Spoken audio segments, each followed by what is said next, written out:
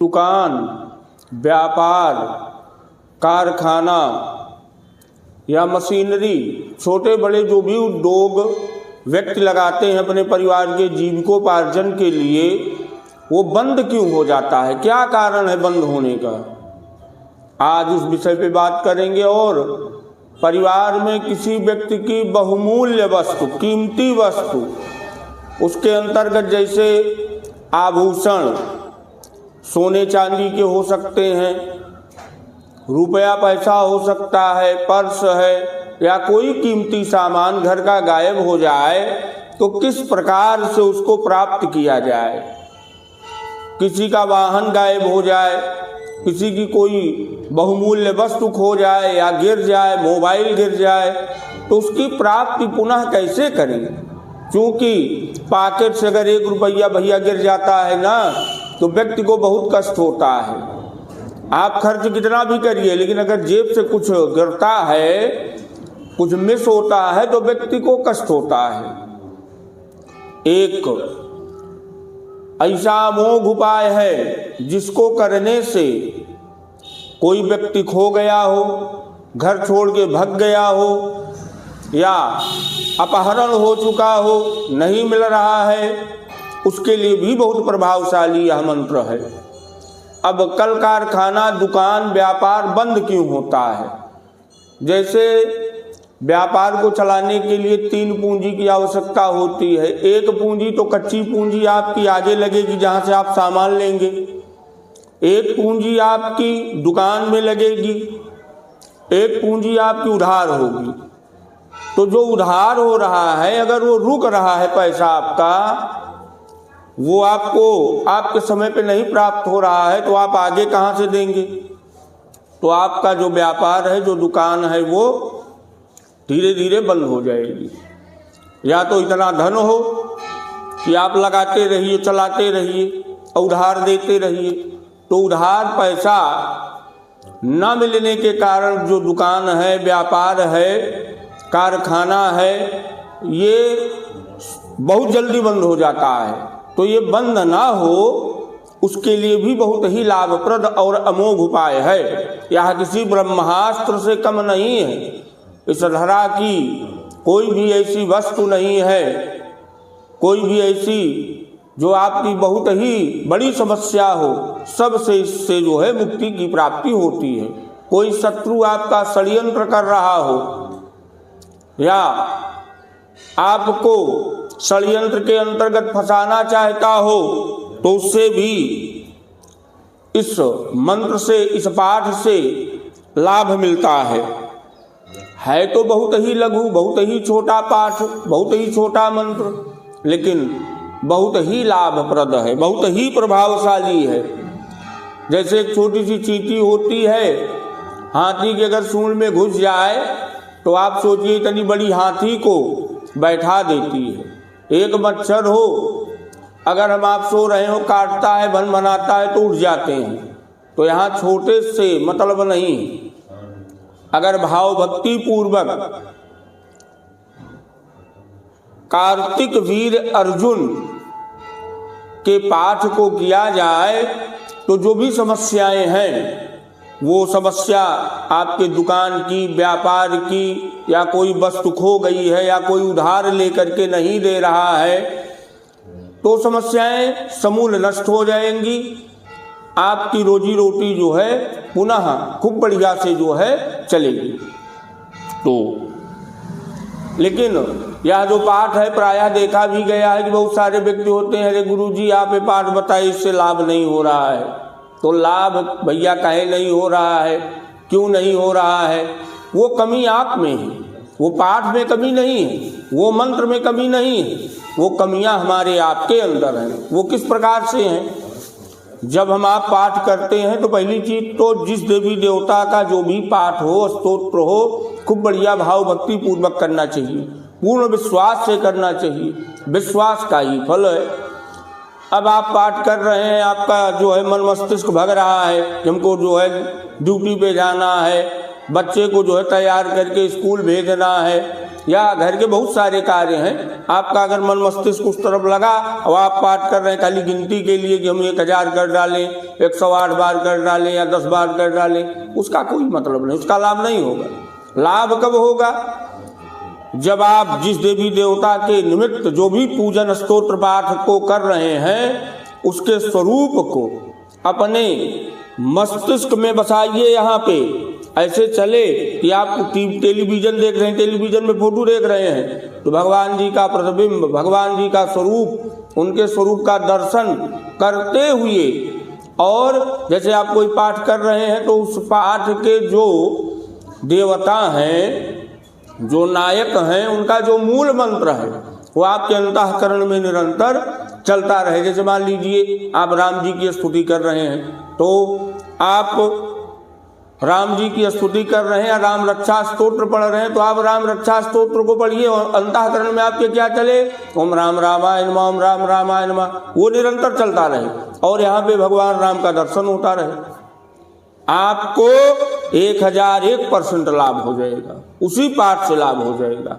आपको 100 पाठ के, आप 100 पाठ कर रहे हैं कि आपको लाभ हो, आपको एक ही पाठ में लाभ हो जाएगा, लेकिन उसकी जो विधि है वो इस टाइप से हो, नहीं तो व्यक्ति को लाभ नहीं मिलता है, व्यक्ति परेशान हो जाते हैं, फिर वो प्रश्न उठाते हैं कि अरे पंडित जी बताए कुछ नहीं है, या ये हम पाठ किए इससे कोई मतलब नहीं, इसका कोई लाभ नहीं है। कभी कभी हाँ ये देखा गया है कि जो पूर्व में संचित हमारे शुभ अशुभ कर्म हैं वो वर्तमान में प्रभाव डालते हैं। जैसे एक लघु कथा है, एक पंडित जी थे, धनी थे और उनको जो है सत्संगत, बिन सत्संग विवेक न हुई, तो संगत किए, उसमें जो है उनको मिला कि आप भगवती गायत्री की यज्ञ करिए।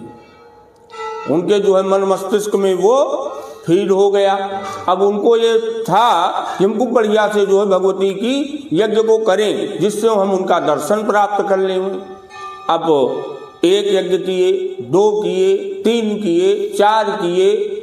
जब 4 यज्ञ पूर्ण हो गई, माता जी का दर्शन नहीं हो रहा है तो उनकी भैया जो आर्थिक स्थिति परिस्थिति थी सब खराब हो गई, सब रुपया पैसा जो है खत्म हो गया, क्योंकि यज्ञ बहुत आसान नहीं है करना, बहुत रुपया लगता है, सब घर द्वार बिक गया। अब वो जो है भीख मांगने की जो है स्थिति परिस्थिति में हो गए, लेकिन उनका जो संकल्प था वो दृढ़ था। उन्होंने कहा कि मैं भीख मांग करके यज्ञ को करूंगा लेकिन यज्ञ को बंद नहीं करूंगा। अब वो भीख मांग करके धन को संचित करके, पूरा परिवार उनका भीख मांगा और धन को संचित करके वह यज्ञ को किए। 4 यज्ञ में माता जी दर्शन नहीं दी, 5वें यज्ञ जैसे हुई वैसे माता जी हवन कुंड से प्रकट गई। अब जब हवन कुंड से प्रकटी तो उसको तो क्रोध आया कि हमारा तो सब कुछ बिक गया, हमारा परिवार जो है भिक्षुक का जीवन यापन कर रहा है, अब इनके आने का क्या मतलब है। तो वो नाराज हुआ। माता जी ने स्पष्ट कहा कि पुत्र तुम क्रोध में मत आओ, ये जो आप सोच रहे हो ना कि अभी तक हमने दर्शन क्यों नहीं दिया, उसका कारण तो जानो। आपके पीछे पूर्व जन्म में आपने 4 ब्रह्महत्या की थी। जब 4 ब्रह्महत्या आपने की थी तो 1 यज्ञ से 1 ब्रह्महत्या खत्म हुई, तो 4 यज्ञ आप किए तो 4 ब्रह्महत्या खत्म हुई। आज आपका सुकर्म जो है वर्तमान में प्रभावशाली हुआ, इसलिए हमारा आपको दर्शन हुआ। तो कभी कभी पूजन का जो लाभ है, जो फल है, हमारे पूर्वजन से भी संबंध रखता है। तो कभी हताश नहीं होना चाहिए, खूब बढ़िया भाव भक्ति पूर्वक पूजन यजन स्तोत्र मंत्र के जप को, वो जो नायक हैं उस मंत्र के, उस पाठ के, उनके स्वरूप को मन मस्तिष्क में बसाते हुए और उनके मूल मंत्र का जप करते हुए पाठ को करिए, आपको लाभ होगा, 100% लाभ होगा। तो कार्तिक वीर अर्जुन का जो पाठ है, चोरी गई वस्तु को या फंसे हुए धन को कैसे प्राप्त करें, उसकी जो विधा है, किस प्रकार से विनियोग करें, किस प्रकार से न्यास करें और किस प्रकार से मूल मंत्र का जप करें, किस प्रकार से पाठ को करें, उसका क्रम क्या है, उसकी विधा क्या है, वह हम आप जो है जानते हैं। और हमारे जो आचार्यगण हैं इनके मुखारविंद से आप इस पाठ का श्रवण करिए और इस पाठ को भाव भक्ति पूर्वक करिए, आपकी समस्या समूल नष्ट होगी। तो देखते हैं। कार्तवीर्य अर्जुन स्तोत्र जप को करने से पहले सबसे पहले क्या करना चाहिए? विनियोग।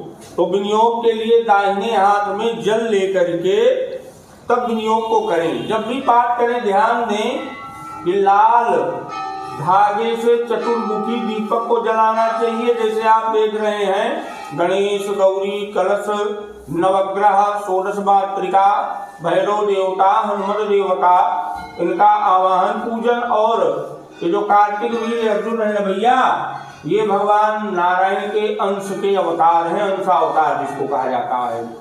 तो इनका भी पूजन अर्चन करने के उपरांत और दीपक के पूजन के बाद लाल आसन पे बैठ करके लाल वस्त्र आदि को धारण करके तब इस पाठ को करना चाहिए। तो जो विनियोग है, विनियोग की विधि देखते हैं किस प्रकार से विनियोग को किया जाए। अस्य श्री कार्तवीर्य अर्जुन स्तोत्रस्य दत्तात्रेयो ऋषिः अनुष्टुभ छन्दः श्री कार्तवीर्य अर्जुनो देवता ह्रौं बीजं ह्रीं शक्तिः क्लीं कीलकं मम यजमान अभीष्ट सिद्ध्यर्थे पाठे विनियोगः।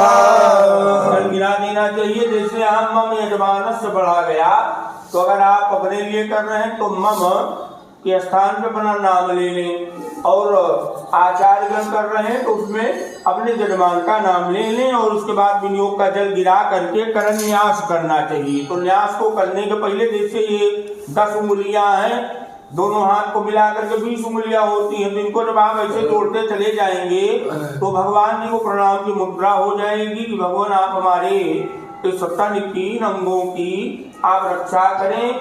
और ये जो मंत्र है आपका, ये मंत्र की जो शक्ति है हमारे शरीर में अंतःकरण में प्रविष्ट हो और आप इस शरीर की रक्षा करें। तो करन्यास करते हैं।